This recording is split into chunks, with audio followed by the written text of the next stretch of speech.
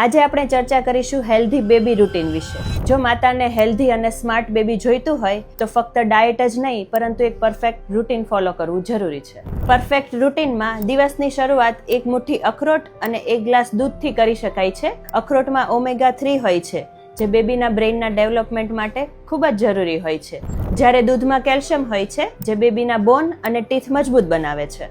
લંચમાં લીલા શાકભાજી અને દાળ તો જરૂરથી લેવા જોઈએ. પાલક તો ખાવું જ જોઈએ કારણ કે એ બેબીના બ્રેઇનને બ્લડ અને ઓક્સિજન પૂરતા પ્રમાણમાં પહોંચાડે છે. સાંજના સમયે એક બાઉલ ફ્રૂટ ખાઓ.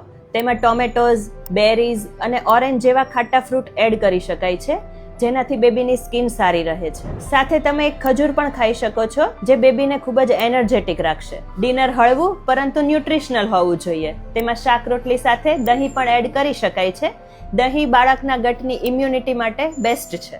રાત્રે સૂતા વખતે એક ગ્લાસ હલ્દીવાળું દૂધ પણ લઈ શકાય છે. તેનાથી મમ્મીને ઊંઘ સારી આવે છે અને બાળકના બ્રેઇનના ડેવલપમેન્ટ માટે પણ જરૂરી હોય છે. આ આખું રૂટીન તમને પીડીએફમાં જોઈતું હોય તો મને ફોલો કરીને કમેન્ટમાં લખો બેબી.